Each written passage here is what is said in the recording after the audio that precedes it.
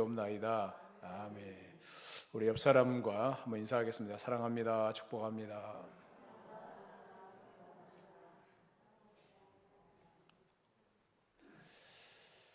벌써 올해 마지막 달인 12월 달이 시작되었습니다.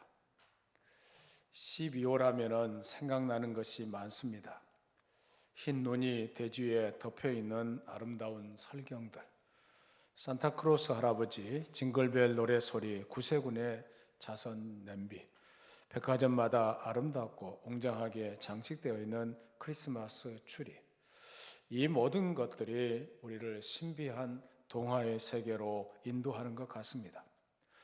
이러한 신비로운 세계로 우리를 인도하는 이유는 바로 인류 역사상에 있었던 신비 중에 최고의 신비인 말씀이 육신이 된 예수님, 인류의 소망이신 예수 그리스도의 탄생일이 크리스마스가 있기 때문일 것입니다. 크리스마스로 거슬러 올라가서 네 번째 주일인 오늘부터 대강절이 시작됩니다. 대강절은 예수님을 사모하는 모든 사람들이 간절한 마음으로 예수님의 탄생일인 성탄절을 대망하는 절기인 것입니다. 대강절 기간 동안에는 우리의 죄를 회개하고 마음을 깨끗이 비우는 생활을 하면서 땅에 오신 하나님을 맞이할 준비를 하는 기간입니다. 올해 크리스마스를 맞이하면서 우리는 지금부터 기다리는 마음으로 준비해 가야 합니다. 간절히 기다리는 마음이 강할수록 크리스마스를 맞이하는 기쁨도 클 것입니다. 그래서 2000년 전 베들레헴 마구간에서 탄생하신 그 예수님이 우리들의 마음속에서 새롭게 탄생할 수 있도록 준비해 가야 합니다. 지난 2000년 동안 많은 사건이 있었고 훌륭한 인물들이 많이 나타났습니다. 그러나 지난 2000년의 역사 가운데 가장 크고 놀라운 사건은 예수님의 탄생이고 가장 위대한 사람이 예수 그리스도라는 사실은 재론의 여지가 없습니다. 예수님은 세계 역사의 뿌리가 되시고 또 중심이시고 분수령이 되십니다. 예수님 때문에 세계사의 연호가 이 예수님 이전에 BC, Before Christ라는 단어를 쓰고 있고 예수님 시대 이후라는 AD 즉 아노 도미니로 나누어졌습니다. 예수님 때문에 한 국가나 개인의 생애 속에 크고 위대한 변화와 개혁이 일어났고 예수님의 말씀이 전해지는 곳곳마다 생명과 축복과 사는 역사가 일어났으며 예수님의 말씀이 들어가는 곳마다 사랑과 평화와 해방과 자유운동이 일어났습니다. 예수님이 어떤 분이신가에 대해서 말씀하고 있는 것이 바로 본문의 내용인데 오늘 24절은 요한복음 전체의 주제라고 말할 수 있고 요한복음을 한 구절로 요약한다는 말씀이라고 볼 수 있고 신약 성경 전체의 중심이라고 할 수가 있습니다. 간단해 보이는 이 한 구절을 통해 더욱 예수님이 어떤 분이신지를 깊이 알아가게 됩니다. 그래서 오늘 본문을 중심으로 해서 말씀이 육신이 되어라는 제목으로 은혜를 나누고자 합니다. 오늘 본문 14절 말씀을 같이 읽겠습니다. 14절입니다. 다 같이 읽습니다. 말씀이 육신이 되어 우리 가운데 거하심에 우리가 그의 영광을 보니 아버지의 독생자의 영광이요 은혜와 진리가 충만하더라.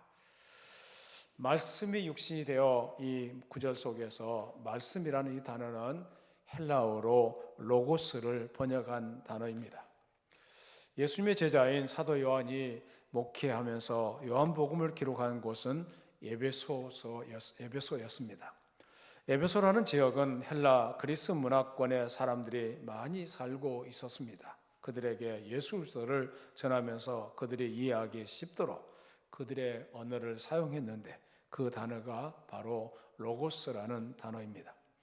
로고스는 헬라 철학에서 세상을 움직여가는 이성적 원리라고 했습니다. 사도 요한은 헬라인들이 말하는 그 로고스가 바로 예수 그리스도라고 그들에게 전했던 것입니다. 사실 로고스는 우리말로는 그 의미를 제대로 옮길 수 없는 특별한 용어입니다. 옛 성경에는 로고스를 길도자로 번역해서 태초에 도가 있었다는 표현했는데 이것도 올바른 표현은 아닙니다. 단지 로고스는 예수 그리스도를 가리키고 있는 말이라고 생각하면 됩니다. 당시 헬라 철학은 하나님은 높고 높은 분이고 사람은 낮은 존재이며 정신적인 모든 것은 모두가 깨끗하고 의로운 것이지만 물질적이고 육체적인 것은 다 더럽고 악하다는 생각을 했습니다. 그래서 사람은 정신적으로 깨끗한 이성이 육체라는 악한 감옥에 갇혀서 벗어나려고 애쓰는 존재라고 설명하고 있습니다. 이러한 사상을 가진 사람들이 그 사람들의 생각으로는 거룩하신 하나님이 더럽고 악하고 약한 육신의 몸을 입고 오셨다는 것은 전혀 이해하기가 어려운 말이었습니다. 이러한 이론에 반대하기 위해서 기록된 말씀이 곧 요한복음인 것입니다. 예수님은 사람의 육신을 입고 오신 하나님이십니다. 그래서 이 부분을 빌립보서 2장 5절부터 7절에서 바울은 이렇게 말씀하고 있습니다. 빌립보서 2장 5절부터 7절을 같이 읽겠습니다. 너희 안에 이 마음을 품으라. 곧 그리스도 예수의 마음이니 그는 근본 하나님의 본체시나 하나님과 동등됨을 취할 것으로 여기지 아니하시고 오히려 자기를 비워 종의 형체를 가지사 사람들과 같이 되셨고 사람의 모양으로 나타나사 자기를 낮추시고 죽기까지 복종하셨으니 그 십자가에 죽으심이라. 예수님을 가리켜서 하나님의 본체라고 했습니다. 그분이 바로 하나님이셨다는 것을 말씀하고 있습니다. 하나님께서 사람의 몸으로 이 세상에 오신 분이 바로 예수님이시라는 겁니다. 하나님과 인간의 양성을 취하신 예수님은 하나님도 되시고 인간도 되십니다. 예수님은 영원자이시고 시간 속에 계시고 신이시며 인간이 되신 참으로 우리 인간의 지혜와 이론으로는 이해하기 힘든 분입니다. 하나님이 사람의 몸으로 다시 오신 것을 가리켜서 성육신이라고 표현합니다. 도성인신했다는 말로 이해할 수가 있습니다. 이것을 영어로 해석하면 인카네이션이라는 말로 표현합니다. 하나님이 사람의 육신을 입으시고 이 세상에 오셨습니다. 이 성육신이 의미하는 바가 무엇입니까? 그리스도께서 인간을 권하시기 위해서 사람이 되어 오셨다는 것을 의미하고 있습니다. 하나님은 높은 보좌에 계시면서 인간들에게 그 높은 곳으로 올라오라고 하신 것이 아니라 높은 보좌를 내놓으시고 사람으로 우리 가운데 직접 오셨다는 것을 말씀하고 있습니다. 이런 얘기가 있습니다. 인도에 간 어느 선교사가 그곳에 스님과 함께 길을 가다가 실수로 개미집을 밟았습니다. 이것을 본 스님은 많은 생명을 죽였다고 깜짝 놀라며 안타까워했습니다. 선교사는 민망하여 말하기를 내가 밟고 싶어서 밟은 것이 아니라 발가락에 눈이 없어서 실수한 것이니 정말 미안하오. 어떻게 하면 개미에게 사과할 수 있겠소? 라고 물었습니다. 윤회설을 믿고 있던 그들에게 당신이 죽어서 개미가 되어야 하겠소? 라고 말을 했다는 것입니다. 선교사는 이 스님의 대답을 듣는 순간에 정색을 하면서 말하기를 그래요. 바로 그런 이유 때문에 하나님께서 사람의 모습을 하고 이 땅에 오셨습니다. 라고 말했다고 합니다. 어른들이 어린아이와 얘기할 때 어린아이들의 언어를 사용하는 것처럼 하나님께서 인간을 사랑하심으로 육신이 되어 인간을 직접 찾아오셨습니다. 내가 처한 현실, 내가 처한 형편, 이 현실 속에서 나를 만나주시기 위해서 나와 똑같은 사람의 모습으로 예수님께서 오셨다는 것입니다. 옛날 하와이 군도 가운데 한 섬인 몰로카이 섬은 나병 환자들만 모여 살던 죽음의 섬이었습니다. 어느 날 벨기에로부터 다미안이라는 신부가 찾아와서 전도하기 시작했습니다. 그가 온몸이 썩어가는 나병 환자들 앞에서 복음을 전할 때 나병 환자들이 그를 비웃으면서 자신은 건강한 몸이기 때문에 믿음을 가지고 살지만 만약 우리들처럼 죽게 되었다면 그렇게 말하지 못할 것이다 하면서 복음을 받아들이지 않았습니다. 전도의 문이 완전히 굳게 닫혀버렸습니다. 고민에 쌓였던 다미안 신부는 어느 날 성전에 나가서 이렇게 기도했다고 합니다. 예수님, 제가 나병 환자가 되어야 하겠습니다. 그래서 저들에게 예수님의 복음을 전하여 불쌍한 저들의 영혼을 살릴 수 있게 도와주시옵소서. 그 후에 다미안 신부는 자기 몸에 상처를 낸 후에 나병 환자들의 손을 잡고 기도하는 가운데 그도 나병 환자가 되었습니다. 감각이 점차 무뎌지고 눈썹이 빠지고 손가락 마디가 떨어져 나간 나병 환자의 모습을 하고 복음을 외쳤습니다.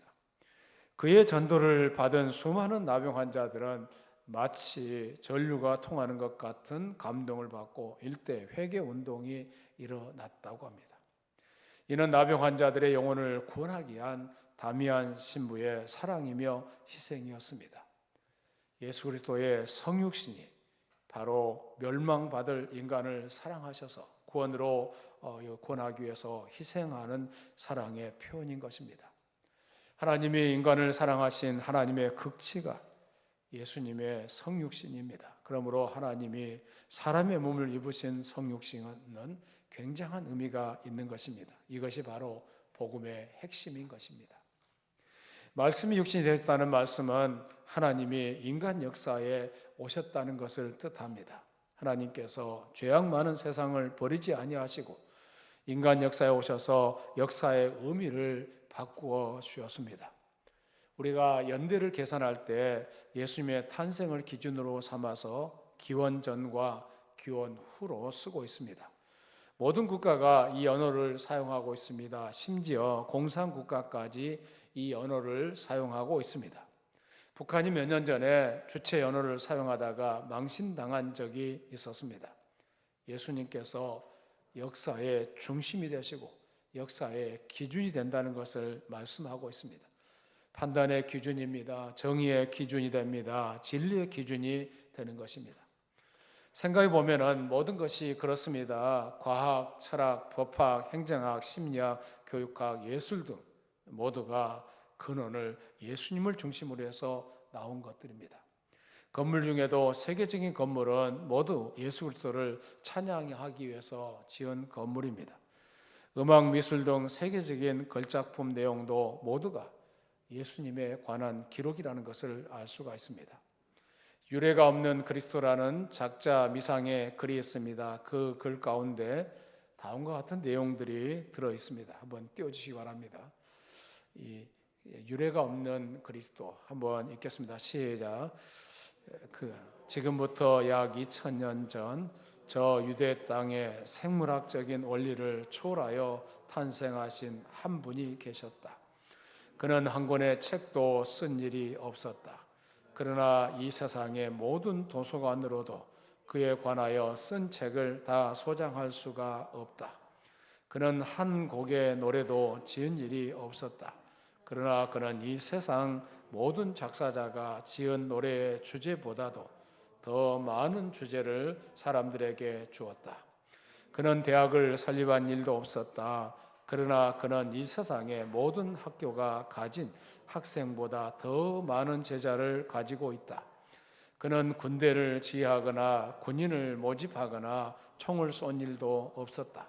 그러나 그는 이 세상에 어떠한 사령관이 가진 것보다도 더 많은 지원병을 가졌고 그들은 그의 명령 아래 한 방에 총을 쏜 일도 없이 더 많은 대적을 항복시켰다. 그는 한 번도 정신병학으로 사람을 치료한 일이 없었다. 그러나 그는 이제까지의 모든 의사가 정신요법으로 고친 사람보다 더 많은 사람의 상한 심령을 고쳐주었다.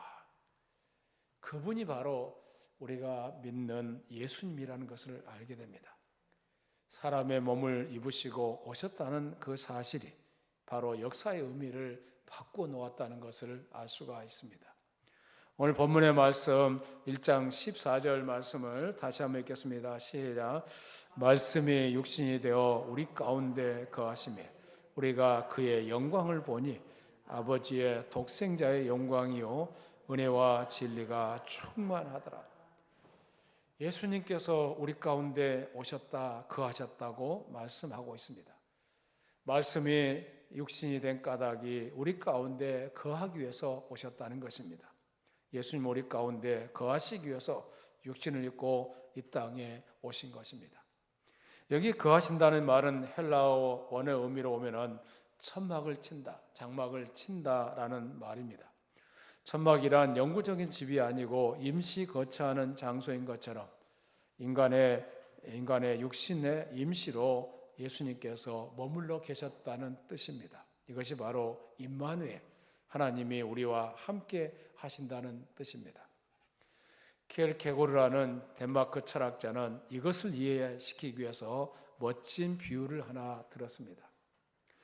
어느 나라의 왕자가 시골로 사냥을 나갔다가 예쁜 시골 처녀를 만났습니다.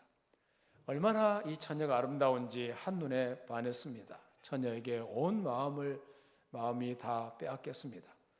왕궁으로 돌아온 왕자는 신하를 시켜서 그녀에게 정식으로 청혼을 했습니다. 그러나 처녀는 거절을 했습니다. 신분이 달라서 결혼할 수 없다는 것이었습니다.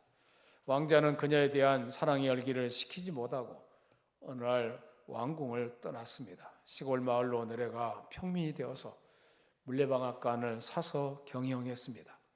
그리고 방아를 찌우러 오는 시골 처녀에게 최선을 다해서 사랑과 친절을 베풀었습니다. 시골 처녀의 마음이 움직였습니다. 마침내 처녀는 물레방앗간 청년의 청혼을 받아들여 결혼을 하기로 했습니다.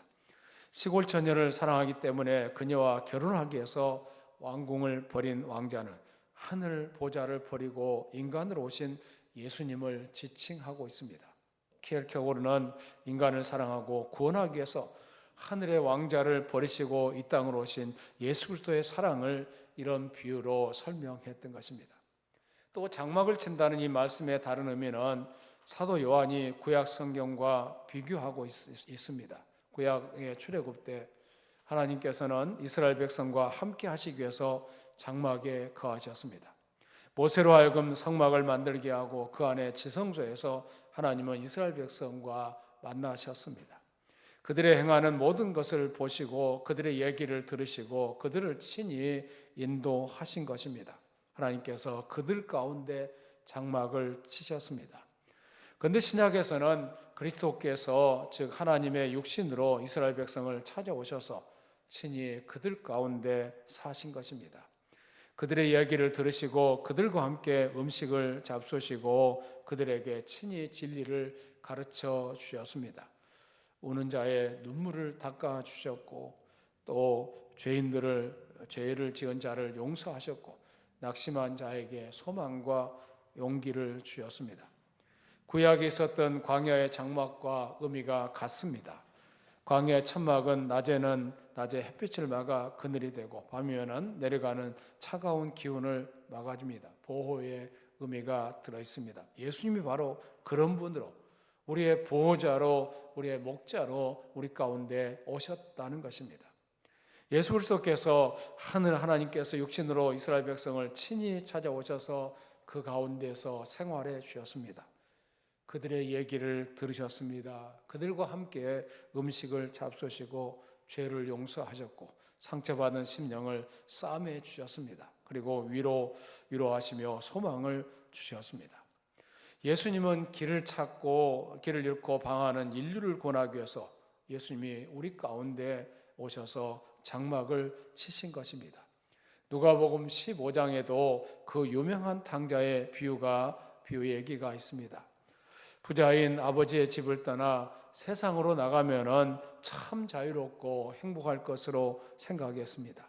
그러나 큰 착각이었습니다. 돌아온 것은 가난과 멸시와 또 천대와 후회뿐이었습니다. 그는 거지의 몰골로 다시 아버지 집으로 돌아왔습니다. 예수님을 만나고 보면은 예수님을 만나기 이전의 삶이 어떤 삶이었는지를 잘 압니다. 제가 지난주에도 말씀드렸던 것처럼 예수님이 없는 삶은 사망으로 가는 삶이고 지옥으로 가는 삶이었습니다. 행복하지 않습니다. 아름답지 않습니다. 잘 풀려간다고 해도 우리의 마음속에 있는 그 공허함을 어떻게 극복할 수 있겠어요? 그런데 예수님을 만나고 보면은 예수님 안에 생명이 있고 구원이 있고 영생이 있고 이 사실을 발견하게 됩니다. 예수님을 만나기 이전의 삶이 얼마나 공허하고 허무한 삶인지를 알기 때문에 예수님을 만나고 나서 이 속에 희망이 있고 기쁨이 있고 감사가 있고 감격이 있다는 것을 알게 됩니다. 그래서 예수님을 만난 사람들은 절대 세상으로 갈 수가 없어요.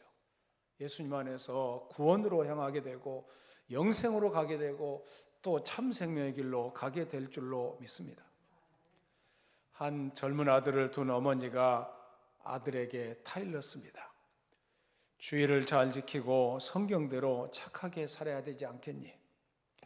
아들은 말합니다. 아니요, 나는 내 방법대로 살고 싶어요. 아들은 언제나 어머니와 정반대로 살았습니다. 그리고 좋지 않은 친구들과 어울리며 교회를 멀리했습니다. 그러나 어느 날 아들은 옷 몇 벌을 챙겨 집을 떠나게 되었습니다. 떠나면서 어머니에게 하는 말이 더 이상 갇혀 있고 싶지 않습니다. 성경이다, 교회다 다 싫어졌습니다. 내 마음대로 살겠습니다. 자유롭게 살겠다고 하면서 집을 떠나갔습니다. 집을 떠나는 아들의 등을 향해 어머니는 이렇게 말했습니다. 사랑하는 나의 아들아, 나는 너를 붙잡아 둘 수가 없구나. 그러나 너는 나의 간곡한 부탁 한마디는 꼭 기억하고 가거라. 너에게 언제인가 답답한 시간이 오거든, 이제는 틀렸다고 생각되는 시간이 오거든, 너는 너의 어머니가 부르는 하나님을 찾아라. 나는 너를 위해서 기도하겠다. 집을 떠난 이 아들은 주색자 학교로 방탕한 나날을 보냈습니다. 한편 아들을 떠나보낸 어머니는 한밤도 잠자리에 누워 편안한 잠을 자지 못하고 침대 옆에서 아들을 위해서 눈물로 기도했습니다. 집을 나간 아들은 방탕이 자유로 알고 방탕 속에서 즐거움과 만족이 있는 것으로 알았습니다. 그러나 그의 공허한 마음이 채워지질 않습니다. 방탕하던 아들은 삶의 허물을 느끼다 못해 끝내 자살하기로 결심했습니다. 어느 여관방에서 준비한 권총으로 가슴을 겨누었습니다. 안전장치를 풀었습니다. 방아쇠만 당기면은 그는 이 세상을 떠날 수밖에 없는 상황이 되었습니다. 그 순간에 귓전에 어머니의 생생한 목소리가 들려오는 듯 했습니다. 사랑하는 아들아, 너에게 답답한 시간이 오거든, 모든 것이 틀렸다는 생각이 들거든, 너는 너의 어머니가 부르는 하나님을 찾아라. 순간 아들은 권총을 땅에 떨어뜨린 채 무릎을 꿇었습니다. 소리를 높여 울부짖었습니다. 나의 어머니 하나님이시여, 어머니께서 말씀하신 것이 사실이라면 나를 도와주시옵소서, 나를 살려주옵소서. 밤새도록 울며 울부짖었습니다. 날이 밝자 그는 어머니가 계신 집으로 향했습니다. 어머니는 참 반갑게 아들을 맞이하며 말합니다. 내가 돌아오기를 내가 기도하고 있었다. 꼭 돌아오기 올 줄 알았다라고 말했습니다. 그때부터 이 청년은 마음 잡고 새로운 마음으로 하나님을 섬기며 열심히 공부했습니다. 그의 삶을 하나님께 바쳤습니다. 그리고 기도하기 시작했는데 얼마나 많이 기도했는지 성령의 은사는 몽땅 다 체험했습니다. 그 후에 그는 이 사람이 훗날 세계적인 대전도자요, 신학자요, 설교자가 되었는데 이 사람이 미국이 자랑하는 토리 박사, 로벤 아처 토리라는 그분이 되었습니다. 예수님은 길을 잃고 방황하는 우리를 위해서 우리 가운데 오셔서 장막을 쳐 주신 것입니다. 그분 때문에 우리 모두가 살아나게 되고 그분 때문에 우리 모두가 또 하나님의 영광을 노래하게 된 줄로 믿습니다. 저는 매년 성탄절을 생각할 때마다 지금 인류의 인구가 한 70억 명이 된다고 그래요. 70억 명 이상이 되는 그런 인구 가운데 20억 명이 예수를 믿는 사람이라고 그래요. 이 전 세계적으로 석가모니가 그렇습니까? 마호메트가 그렇습니까? 전 세계인들이 예수님의 탄생을 축하하면서 하나님께 영광 돌리는 모습을 한번 생각해 보세요. 인간을 사랑하시는 하나님의 사랑의 극치가 예수님께서 이 세상에 몸으로 오신 성육신 사건입니다. 인류 역사 전체에서 있어서 최대 뉴스가 무엇이겠습니까? 그것은 죄악된 우리를 구원하셔서 하나님의 자녀를 삼으시고 하나님이 사람의 몸으로 이 세상에 오신 것입니다. 그분이 바로 누구이십니까? 그분이 바로 예수 그리스도이십니다. 그분은 우주 만물을 창조하신 하나님이십니다. 그 하나님이 사람의 몸으로 이 세상에 오셨습니다. 그래서 예수님이 오신 날이 세계적인 명절 크리스마스가 되는 날입니다. 예수 안 믿는 사람들은 죄 짓는 날로 생각하고 세상 쾌락을 추구하고 있지만은 예수님을 믿는 우리 모두에게는 세계적인 명절 크리스마스가 되는 것입니다. 예수님께서 오신 때를 역사의 기점으로 삼아 BC와 AD로 나눠주고 있다는 말씀을 드렸습니다. 이토록 존귀하신 하나님의 아들 예수 그리스도이신데 이 예수님에 대해서 어떻게 이해하고 계십니까? 그 가치를 어느 정도로 인식하고 있는지 생각해 보아야 합니다. 유럽의 한 상인이 남아프리카 공화국 어느 마을에 머물렀을 때 산반 위에서 광채를 발하고 있는 커다란 돌멩이 하나를 발견했습니다. 상인은 주인에게 물었습니다. 저 돌멩이는 누구의 것입니까? 저것은 내 아들이 산에서 주워온 것입니다. 상인은 주인에게 부탁했습니다. 내가 좋은 장난감을 하나 줄 테니 저 돌멩이를 내게 주지 않겠소? 주인은 선반에 놓인 광채 나는 돌멩이를 주면서 그렇게만 해주신다면 감사하지요. 제 아들도 매우 기뻐할 것입니다. 라고 말했습니다. 주인은 상인에게 몇 번이고 고맙다고 인사를 했습니다. 주인은 그것이 값비싼 다이아몬드라는 사실을 몰랐습니다. 이 상인은 그 보석을 가지고 와서 보석상에게 12만 5천 달러, 하나로 하면은 1억 5천만 원에 팔았습니다. 지금은 수백만 달러, 수십억 원을 호가한다는 것입니다. 보석의 가치를 몰랐을 때는 다이아몬드를 장난감에 바꿀 수 있을 것입니다. 그러나 보석의 가치를 알았을 때 어떻게 이 보석을 장난감과 바꿀 수 있겠습니까? 우리가 섬기는 예수님이 바로 어떤 분이십니까? 그 보석이 바로 예수님이십니다. 주 예수보다도 귀한 것은 없다라고 우리는 찬양하고 있습니다. 그분이 참 소중한 분입니다. 저와 여러분에게 얼마나 소중한 분인지 우리가 신앙생활을 하면서 예수 믿는 것을 액세서리로 생각할 때가 너무 많잖아요. 너무 무가치하고 저는 예수 몰랐던 그 시절을 너무 잘 알기 때문에 예수님을 몰랐던 그 시절이 지옥이고 감옥이고 또 이 고통스러운 삶이었다는 것을 너무 잘 알기 때문에 예수님을 믿은 이 순간이 얼마나 소중하고 예수님과 함께 사는 삶이 얼마나 행복에 겨운 삶인가를 저는 잘 압니다. 저는 절대로 예수님을 떠날 수가 없습니다. 여러분도 예수님을 향해서 그런 고백을 하면서 주님과 함께 살아가는 우리 모두가 되어야 될 줄로 믿습니다. 예수님을 여러분의 삶 속에서 가장 소중한 분으로 여기면서 그분과 함께 일생을 살아가는 저와 여러분이 되기를 축원합니다. 살아계신 하나님 감사합니다. 오늘 대강절 제1주를 맞이해서 예수님이 어떤 분이신가에 대해서 생각해 보았습니다. 주여 우리가 예수님을 보석처럼 여기게 하여 주시옵소서. 예수님과 함께 일생을 살아가게 하여 주시옵소서. 해마다 맞이하는 크리스마스이지만은 우리는 더 깊은 의미를 가지고 맞이하는 크리스마스가 되게 하여 주시옵소서. 오늘도 이 자리에 온 당신의 종들에게 하나님 하늘문을 열어 주시옵소서. 보석이신 예수님을 받아들이게 하여 주시옵소서. 예수님과 함께 일생을 살아가게 하여 주시옵소서. 예수님과 함께 행복한 하루하루가 되게 하여 주시옵소서. 예수님 이름으로 기도드리옵나이다.